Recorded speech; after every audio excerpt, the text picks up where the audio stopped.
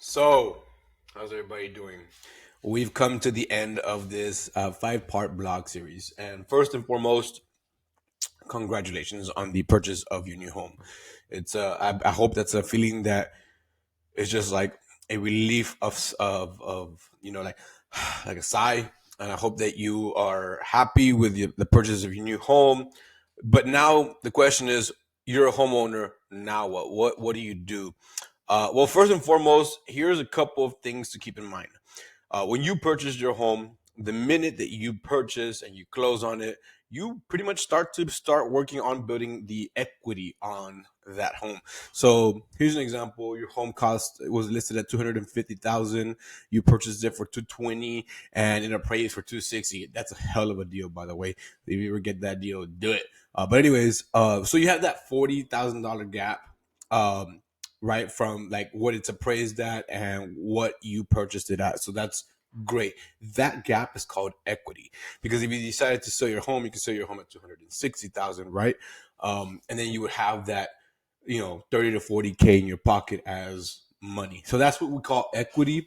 And the minute that you purchase that home, you close on it, you start to work on that. So like 4 or 5 years down the road, you decide to sell the house. Give me a call, by the way. You decide to sell the house, you have that money in the back burner, right? So that's what equity is. Those are things you should start to, one, maybe consider as a new homeowner. Okay, what's going to happen now? And then something to consider too: you're now a homeowner. When you were renting a property, maybe you weren't renting, maybe you were living with your parents or something to that effect. But when you were renting a property, you would depend on or count on the property management or the owner to go ahead and take care of something that broke or something to that effect. But that no longer is the case. Now you are the homeowner. You have certain things to take care of. you know the easiest thing you can take care of is your HVAC filter. Change that out at least monthly, right? Or if you have one of the good ones, once every 2 or 3 months. But make sure you change that out. That's um a chore that the homeowner has to do, right?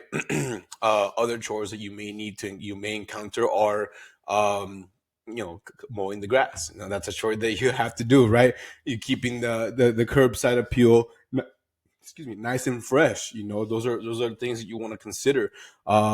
Here's another one: the exhaust vent from the dryer to the exterior of the home. You might want to get that cleaned out every once, a couple of years. If you live in a more rural area, you have a septic tank.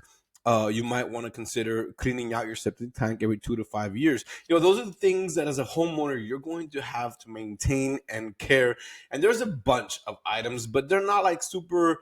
They're not items you're just not aware of. Eventually, you're gonna become aware of. Oh, hey, I have to clean out this particular thing, or maybe I need to change out the air filter, or maybe it's time to recaulk the corners and the edges. I need to do that on my home. I haven't done that. I need to do that. I purchased my home back in 2017, and it might be a good idea to start working on that, right? But anyways, those are things you have to consider.